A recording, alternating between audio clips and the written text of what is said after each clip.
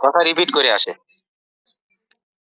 আচ্ছা, আমি এখানে সার্চ করতেছি এক্সএম মার্কেট, একটা গুগলে মার্কেট ক্যাপ কয়েনের মধ্যে আমরা এক্সমি এক্সএম এই কয়েনটা আমরা সার্চ করেছি, এবং এখানে যে সার্চের মাধ্যমে আমরা দেখতে পাচ্ছি এখন বর্তমান রেটে আছে 0.04 সেন্ট। বুঝতে পারছেন? এখানে যে রেটটা আছে আমরা কিন্তু সেই রেটে আমরা কিনতে পারবো এখন বর্তমানে। এখন মাইনাস আছে, আমরা যদি এটা এখন বর্তমানে কিনে রাখতে পারি তাহলে পরবর্তীতে আমরা লাভবান হতে পারবো। এখন দেখেন এখানে আমরা কিভাবে বুঝবো যে এই যে দেখেন 3 বিলিয়ন টোটাল সাপ্লাই দিবে, টোটাল মার্কেটে হিসাব করে বলে দিবে। এটা কোনো সাইট না যে আপনাকে ওই সাইটের মালিক আপনাকে ইনফরমেশন দিচ্ছে। আমরা ডাইরেক্ট মার্কেট ক্যাপ থেকে আমরা রিসার্চ করে দেখতেছি যে এদের টোটাল 3 বিলিয়ন সাপ্লাই তাদের মূল টার্গেট। এরপরে আর সাপ্লাই দিবে না বা উৎপাদন করে দিবে না। এবং দেখেন টোটাল 20 মিলিয়ন সাপ্লাই তাদের শেষ। ক মাসে? 8 মাসে। কিভাবে 8 মাসটা বুঝবো? এখানে দেখেন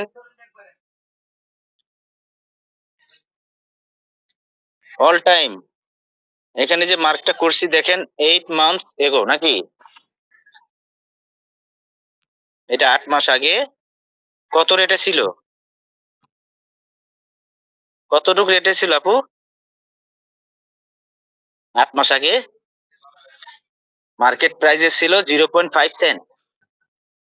এখন যদি আপনাকে বলি আপনি 1,000 কয়েন কেনেন, আপনি কি এই 0.5 সেন্টে আপনি কয় ডলার, কত ডলার যা লাগবে জানেন?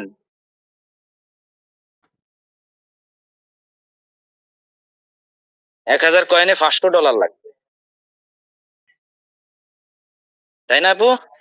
ওই 1,000 আমলে কিনতে গেলে $500 উপরে কেনা লাগতো।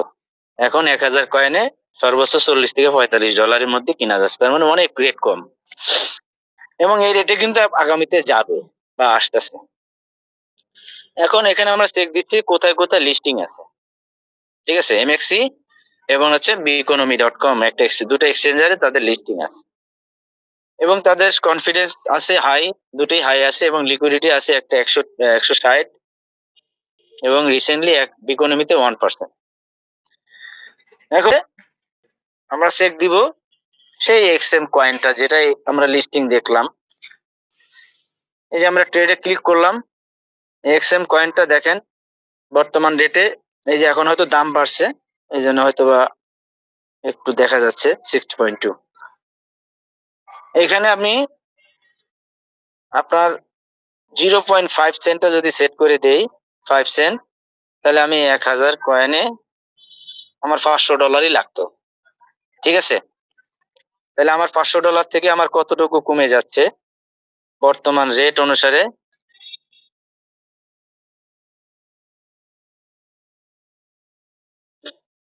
আমি যদি এখন 1,000 কয়েন কিনি তাতে আমার 40.62 সেন্টের মতো খরচ যাবে। এখন হচ্ছে উপযুক্ত একটা সময় যে আমরা এখন কয়েনগুলো কিনতে পারবো, কিন্তু পরবর্তী যখন 5 সেন্টে যাবে তখন আপনি 1,000 কয়েন আপনি কিনতে পারবেন না, কারণ এই 1,000 মূল হচ্ছে আপনার 1,000 কয়েন। এখানে আপনি 1,000 কয়েন কিনবেন না 2,000 কয়েন কিনবেন 5,000 কয়েন কিনবেন, এটা আপনার এবিলিটির উপর। এবার হচ্ছে ওয়ালেটে আসি।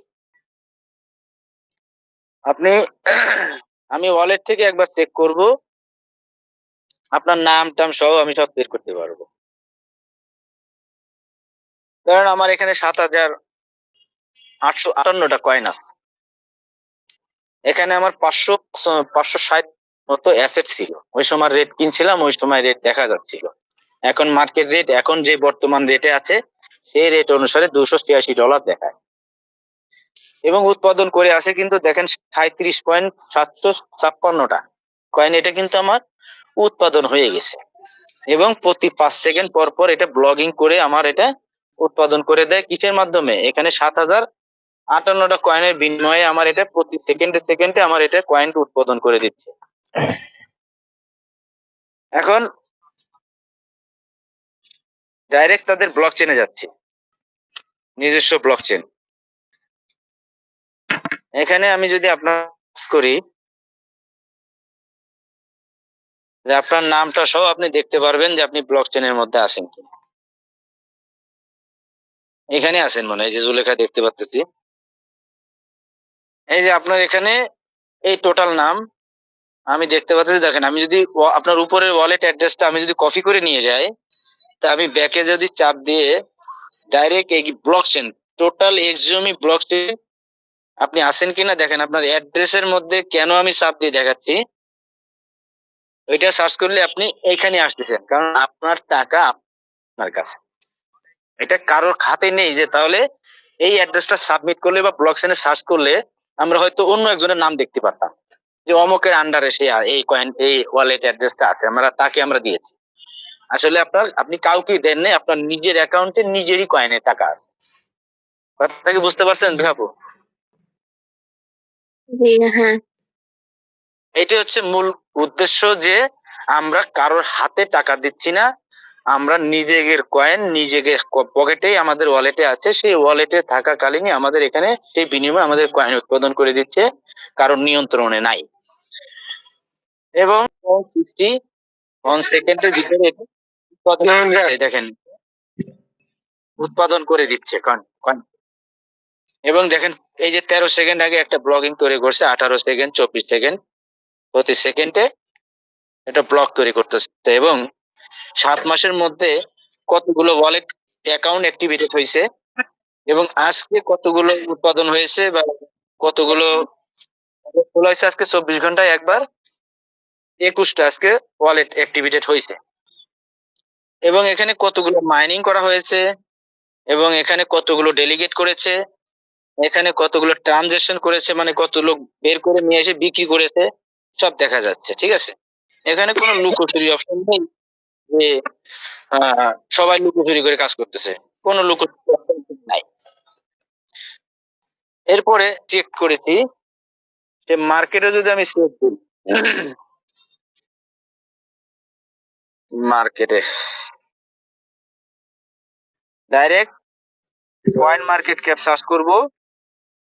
এখান থেকে আবার সার্চ করলাম, দেখেন আমি কি কোনো ওয়ালেট আছি না মার্কেটে আছি, মার্কেটে গেছি। এখান থেকে আমি ডাইরেক্ট আপনার ওদেরই ব্লক চেন আমি ঢুকবো। আপনার ডাইরেক্ট তাদের কাছ থেকে আমি অ্যাড্রেসটা চেকিং করব, যে আপনার এই দেখেন ডাইরেক্ট সেম ব্লক চেনটা নিয়ে আসে।